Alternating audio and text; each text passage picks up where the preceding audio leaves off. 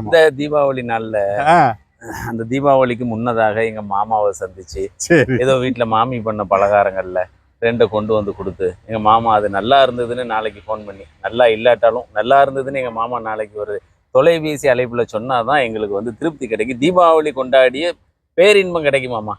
ஆமா, பண்டிகைகள் வந்து நமக்கு நம்ம தமிழ் கலாச்சாரத்துக்கு, இந்திய கலாச்சாரத்துல பண்டிகைகள் சமூக நல்லிணக்கத்தையும் சகோதரத்துவத்தையும் வளர்க்குது. அப்படிங்கிறதுக்கு உதாரணம் என்னன்னு கேட்டீங்கன்னா, இந்த தீபாவளி பண்டம் எனக்கு வர்றதும், ஆமா, ரமலான்லயோ பக்ரீத்லயோ அந்த உணவை உங்களுக்கு கொடுக்கறதுலயும் நிச்சயமா நிச்சயமா நாம ஒருவருக்கு ஒருவர் அன்பை பரிமாறிக்கொள்வது உணவில். ஆமா ஆமா, அந்த உணவுல மட்டும் இல்ல, உணர்விலும் கூட. ஆமா மாமா. இப்ப இந்த எங்க நம்ம அலுவலக சொந்தம் சையத் அலி அப்பாஸ் இருக்கிறாரு. ஆமா, அவருக்கும் அவர் குழந்தைகளுக்கும் மாப்பிள்ளையிட்ட ஒரு வாழ்த்தை பெற்று, மாமாட்ட ஒரு வாழ்த்தை பெற்று அந்த பண்டங்களை கொடுத்துட்டு வரேன். பக்ரீத் வந்துட்டுன்னா அப்பாஸ் என்ன பண்ணுதாரு, வேலன் மாமா வாங்கன்னு சொல்லி அவர் ஒரு 1/2 கிலோ கறியோ 1 கிலோ கறியோ எடுத்து கொடுத்துருக்காரு. சரி சரி. ஆமா, இந்த இன்பம்ங்கிறது இந்த மதங்கிறதெல்லாம் ஒண்ணுமே இல்லாம போயிருது மாமா, வேறுபாடுகள் இல்லாம போயிருது. ஆமா, இது வந்து நம்முடைய முன்னோர்கள் நமக்கு கற்றுக் கொடுத்த விஷயம். ஆமா ஆமா, மதத்தை எல்லாம் தூக்கி ஓரமா வைங்க, கேட்டீங்களா?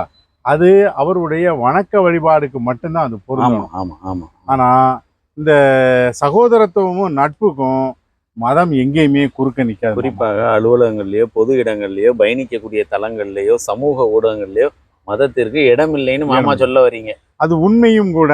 அது நம்ம நாட்டுக்கு எந்த காலத்திலும் அது பொருந்தாது மாமா. ஆமா, கேட்டீங்களா? இது புண்ணிய தேசம், இது நம்ம தேசம் மாமா, நம்ம எல்லாருக்குமான தேசம். நாம ஸ்கூல்ல உறுதிமொழி எடுக்கும் போது கூட நாம் எல்லோரும் சகோதரர்கள் அப்படின்னு தான் உறுதிமொழி எடுக்கணும்.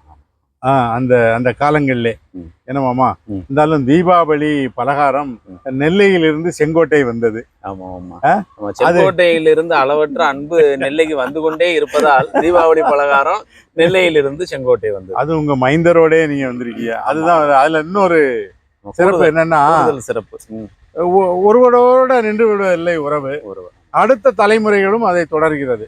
தொடரணும். என் பையன் உங்ககிட்ட பேசுறது, உங்க பையனுக்கு நான் வந்து கல்வி ரீதியான பல ஆலோசனைகளை வழங்குவது, இதெல்லாம் வந்து சிநேகிதத்தின் உச்சபட்சம் மாமா. ஆமா மாமா, இந்த அன்பு என்றும் தொடரணும். கண்டிப்பா கண்டிப்பா வந்து இறைவன்ட்ட நாங்க வேண்டுறோம், எல்லா மக்களுக்கும் அருள் புரியணும்.